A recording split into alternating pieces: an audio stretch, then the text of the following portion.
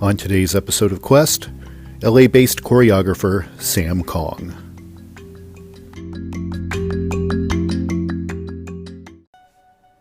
Life is a quest for logic and reason. It is a quest to find balance between science and faith. Life is a quest for knowledge and understanding. But most importantly, it's a quest for personal discovery. Whatever your quest, knowing yourself is the beginning of all wisdom. Welcome to Quest. Hi everyone, I'm your host, Todd Fischer, and welcome to Season 3 of Quest. A quest is a search for something, and this podcast will show you how we know what we know through interviews with people that have incredible stories of dedication and perseverance. To me, curiosity is part of what makes us human, and there's still so much we don't know. There's joy in discovery. It's what drives us. It's our quest.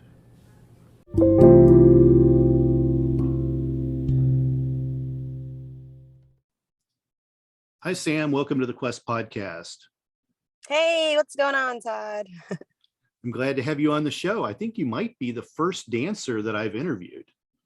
Oh, well, thanks for having me, and being the first sounds special. It is special, so thank you.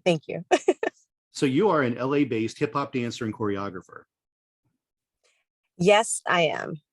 So I want to get into kind of how you got into this. Like, did you start like a lot of dancers? Did you start with ballet, tap, and jazz and stuff like that?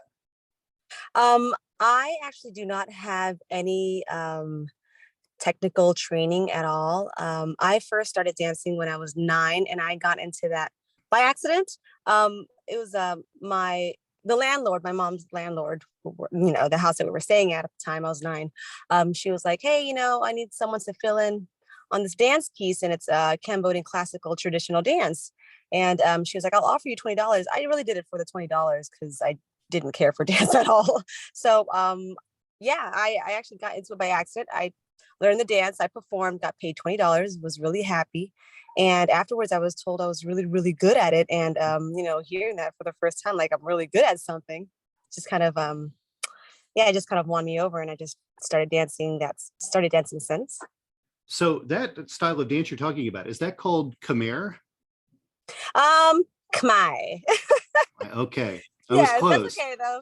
I was trying to figure it out Todd. from the spelling. You would never be able to phonetically get it from the spelling. So I thought I would try it. Yeah, no, that's okay. That's great. A for effort. So that's the classical dance of Cambodia.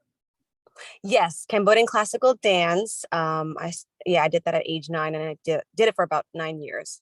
So for those who haven't guessed it yet, this is an audio only podcast. You are Asian. So let's get into I'm Asian, girl. You can't tell from podcasts anymore what anyone is, right? But someone somewhere is going, wait a minute, Cambodian dance, what's she doing?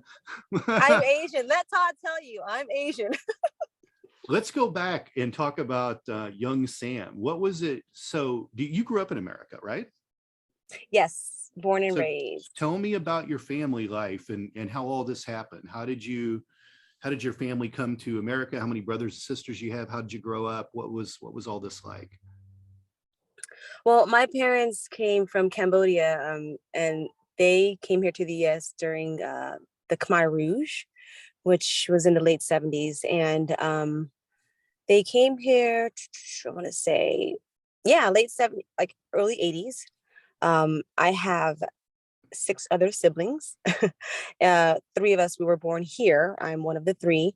My older brother, who was born before me, he was the first to be born here. So my parents were refugees, and they came here to America. Are a lot of Cambodians Catholic? Catholic? I don't know, and I've never heard that actually. I've seen Christians actually. Mm-hmm. I've met some Cambodian Christians, but I haven't met Catholics. Yeah, I wasn't sure. I've actually met Cambodian Catholics, so I wasn't sure if that was like a predominant religion or what. Did you grow up religious or spiritual? Um, I did not. I did not. I actually, my parents didn't raise us to be spiritual, or that wasn't a practice or anything like that at home. Um, they focused on, working and raising us because it was really, really hard back then. So a lot of working, and there's a lot of kids. So we were just around playing with each other, and we'd go to school. So I actually was introduced to religion when there were Christians that knocked on our door, and that's how I was introduced to religion. I I mean, see. I would hear my parents, my mom say, "Pre," that's like God in our language, but I was never informed on what that is. Sure. Have you been to Yeah, Cambodia? I have. Yeah, I love it. I love it. It's a really poor country, but there are some areas that, the capital itself, Phnom Penh, the city, visiting the Angkor Wat, the one of the nine wonders of the world. That was Yeah. amazing. But yes, I have, and it's beautiful. I was reading about the types of dance in Cambodia, and they have this classical dance of the royal court, folk dances that portray cultural traditions, and social dances. Do you know much about all of those things, those different types of things? Um, Honestly, I don't know too much into depth about it. I do know that in folk dance, there are, as far as performing, there can be male dancers. I did not do folk dance. I did classical dance, which is different. Hmm. Um, and anytime that there's a male role in the story, it would have to be played by a female. Um, but I don't know. Interesting. So a male role would be played by a female? Yes, That's yes, in fact, customary? yes, Wow. Why yes. why is that? Do you know? Is it just there aren't male dancers, or is it just part of the culture? I believe it's a part of the culture, and just I'm not too sure actually. I'm not gonna say what I heard from somebody else because I don't think that's the right thing to do. Of course. But I really don't know. I really don't know. It might be like a just a formal thing, I'm you know. always fascinated in dance around the world. But speaking, so like with that situation, with not having a male play that role, I'm curious, I always felt like it was hard to get males involved in dance in general, for a long time, like especially my generation. I grew up and little boys played little league and little girls went to dance, but in the last 20 years, all that has changed dramatically in that now females enroll in athletics and Right. males get involved in dance, particularly in hip hop, the b-boy world, and things like that. And I'm wondering, do you see, is it harder to recruit males to be dancers or not, do you think? And are we Um, losing females at the same rate, I should ask too? I don't I don't think so. I mean, with what I see now, and what I'm experiencing, there's plenty of males and females, Mhm. I think there's a lot. It's more open now. There's, also like they're more accepting of like gay dancers now, I think with how the culture is, but I don't think that it's hard to recruit male dancers or female dancers. Hmm. I feel like there's a I lot. I see in like the ballet dance world, there's always a deficit in male dancers. In fact, a lot Mm, of the okay. um, Yeah. the ballet schools will offer instruction for free to males because there's so few males, and it's very lopsided. And I've also seen that a lot in Irish step dance and flamenco and a lot of other types of dance, that it's really hard to recruit the males. And flamenco traditionally was very much a male dominated dance, for a long time, and now you might see a class of a dozen women taking flamenco dance and two males. And and I think ballet it's hit harder, but with hip hop I think that's kind of a much cooler type of dance, and I believe Right. men do gravitate toward that. But I Right. think we're losing dancers in a lot of other places. And I see what you mean. Yeah. yeah, so I'm You not, talk yeah, about so like cultural dancing, like international, not just hip hop. I guess I was speaking on like hip hop dance, yeah, since well, yeah, for that's sure, what for I'm. sure. Yeah. Yeah, But yeah, I see what you mean. that was, I mean, when I was growing up, like I had never had a friend who was a male ballet dancer, but I knew lots of guys growing up that wanted to go and break dance. that was the thing Right, to do. right. And there were no girls that wanted to do that, you know. Yeah, it was, yeah, yeah. it was a huge transition into how things were. I think, you know, if guys could pop and lock or break dance, they were cool. But if they did ballet, they weren't cool, you know? Right. Yeah. That's I what, don't I yeah. don't know if that applies as much anymore now, but I'm always curious to see just how much people go to sports now instead of dance. I feel like to some extent, it still is there, but I also feel like what I'm seeing in like choreography or hip hop choreography, it's like now if you get trained in ballet, or if you're technical, if you have those abilities, then if you do hip hop, like I've seen really great executions by dancers doing hip hop, and their background, they have technical training like ballet. Yeah. So yeah, I think when maybe, I don't know. Yeah. My thoughts are just kind of like do you, so for hip hop dancing, like anyone can enroll in a hip hop dance class, a beginner right. could, Yeah. but but I think with things like ballet and tap and jazz, maybe more structured and take years of training to actually Oh get yeah, somewhere there. for So I sure. think a path to success or a career probably happens quicker in something like hip hop. Yeah. I often wonder how much ballet, tap, and jazz, like how much that could influence you as a dancer moving into that, or whether it's more of a hindrance than anything, to try and do hip hop if you've performed one of those other types of things. I know hip hop borrows heavily in not only music but in dance from other things. So Oh I've yeah, seen hip sure. hop that's had African dance influence into it, and I've seen the blending of, you know, kind of what the b-boy world was in the old Yeah. days, and there's breakdancing Right. and popping a lot. There's all kinds of stuff. There's jazz, there's all kinds of stuff that I think goes into hip hop, Yeah. and music is the same way. Hip hop music sorts of borrows from a lot of different genres of stuff. Right. It's very fascinating to me. What do you think? For a long time, I always heard that like there was an LA style of salsa, and there were all kinds of other types of dances that were really predominant in LA for a while. Is hip hop the thing there? Is that the most dominant trend in LA right now? In LA, yeah, I would say hip hop and salsa, bachata, but hip hop would probably be the Yeah, one yeah, where yeah. it's like, oh, okay, it's because it's so cool. But for yes. for sure, for sure. Um, I'm curious. So yeah, I talk about this. I have a book coming out soon, and I talk about dance in a couple of ways. I talk about it in the first book, that's called Physiological Attunement, and it's dance as a form of exercise. And I talk about the expression that you can have and the type of exercise, calories you can work off, the things you can do if you don't want to just go out and run or go to the gym. Dance could be a form of exercise for people. And in a later book, I talk about it in a different form, almost as a language. And I'm curious, do you think of, some call dance a nonverbal language? Do you think that's true? Nonverbal?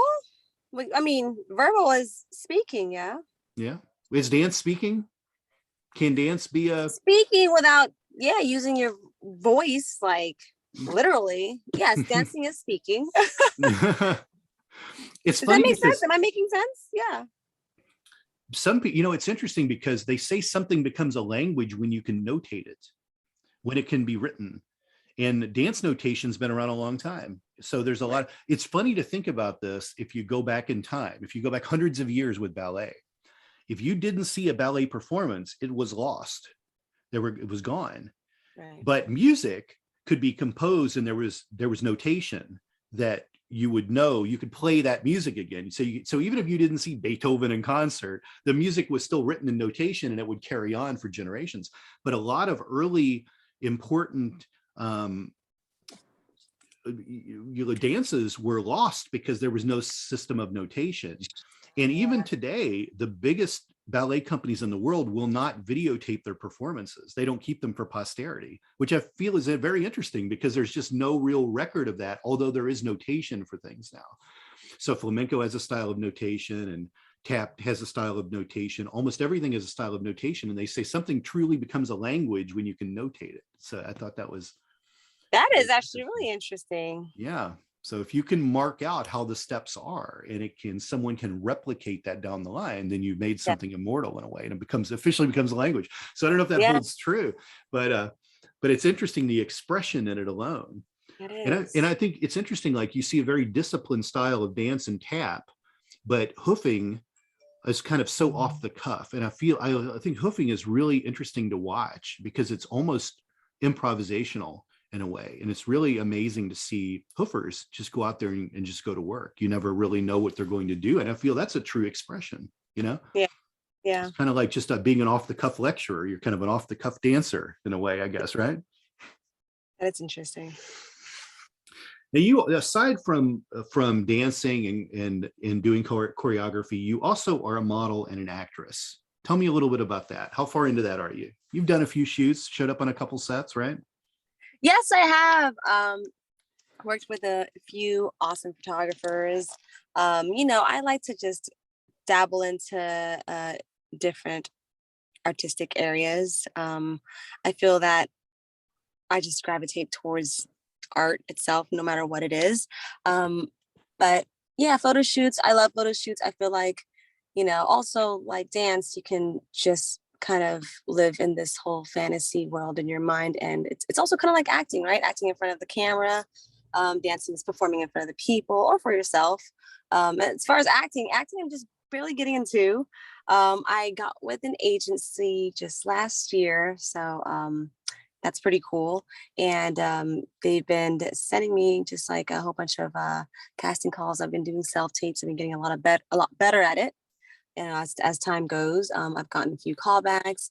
I've only gotten one job booked so far by them, but I got to work with Feel Right, which is a huge choreographer. And I think that's fantastic, Yeah. But I'm really focusing on trying to book something national this year. So, I really want to focus more on acting, commercial stuff, Mm-hmm.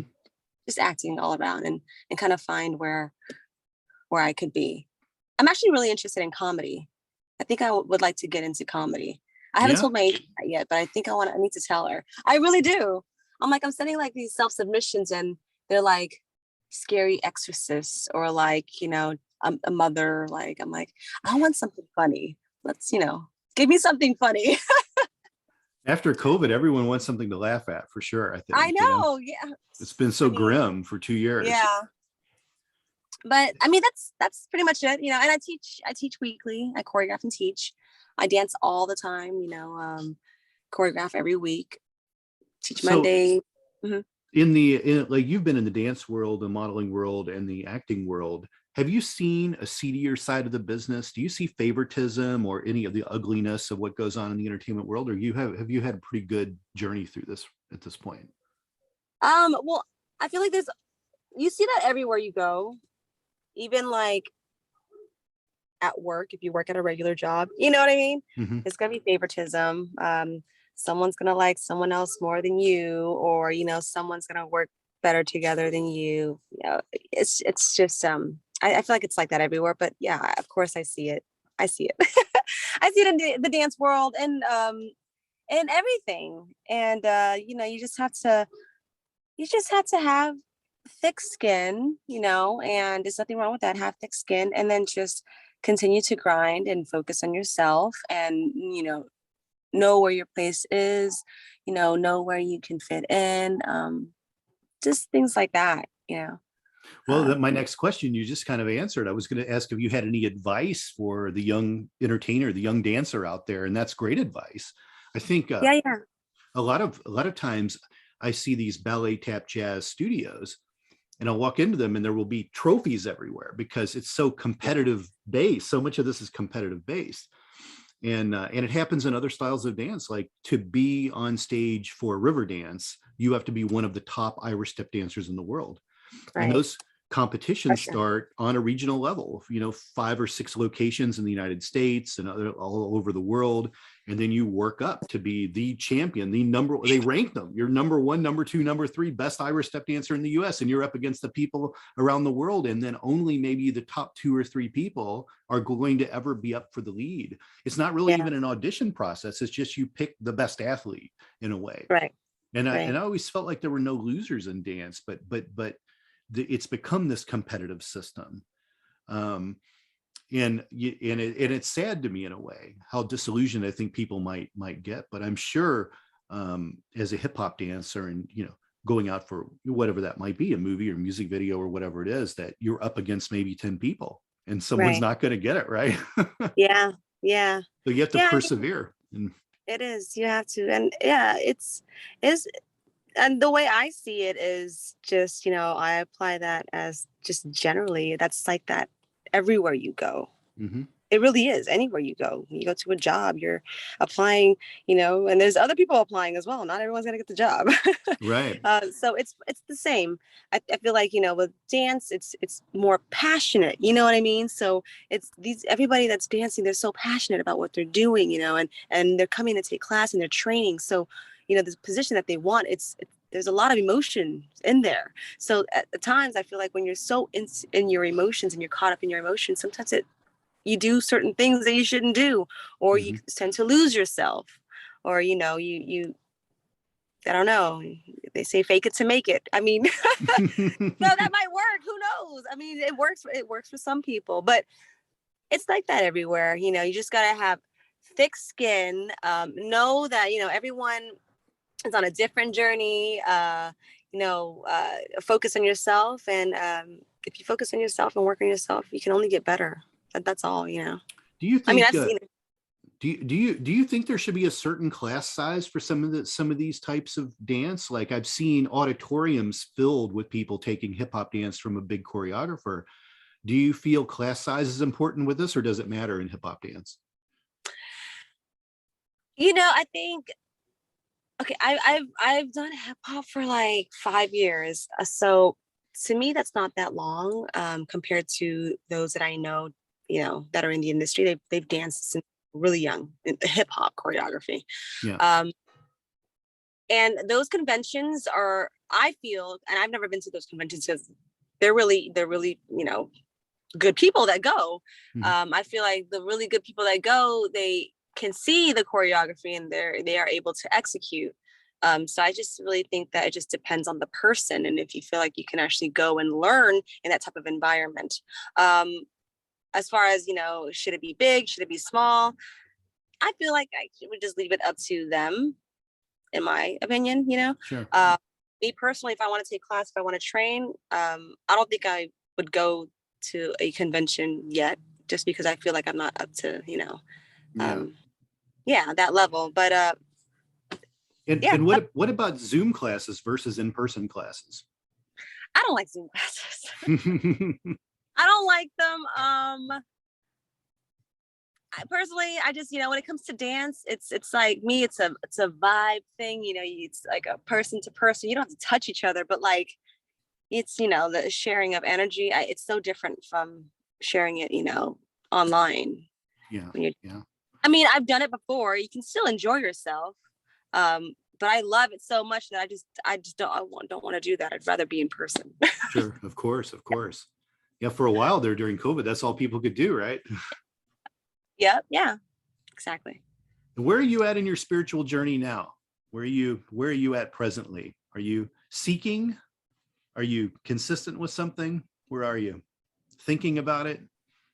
I feel like I'm seeking. I hear different things from people. I love to get into that conversation because um, it is interesting to see how people think, or to get into their minds and to kind of compare, like, oh, this is what I think, or this is how I feel about it, or why does this person feel about it, Sure.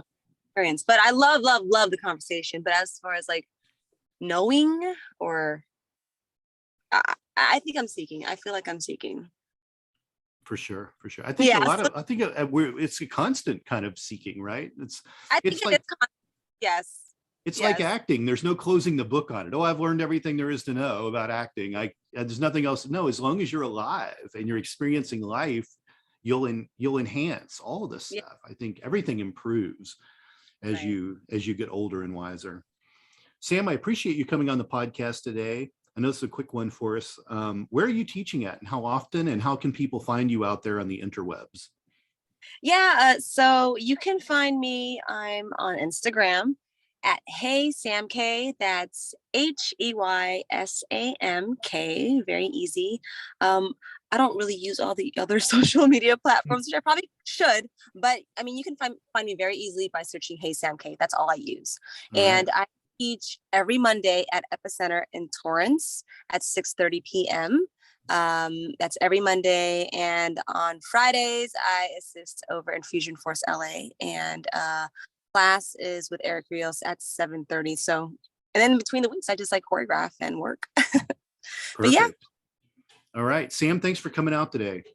Thank you for having me, Todd. We'll talk to you soon. Okay. Bye. Bye-bye.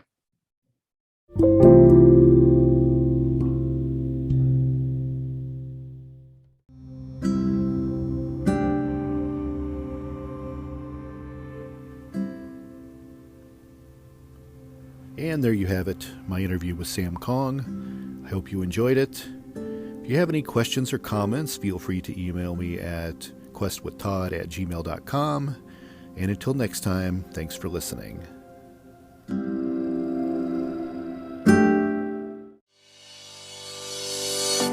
Thank you for listening to this podcast. Please be sure to rate and review this episode. This podcast is produced by Todd Fischer and distributed by Metacortex Publishing. This podcast is copyright. Any previously trademarked or copyright content is used by permission.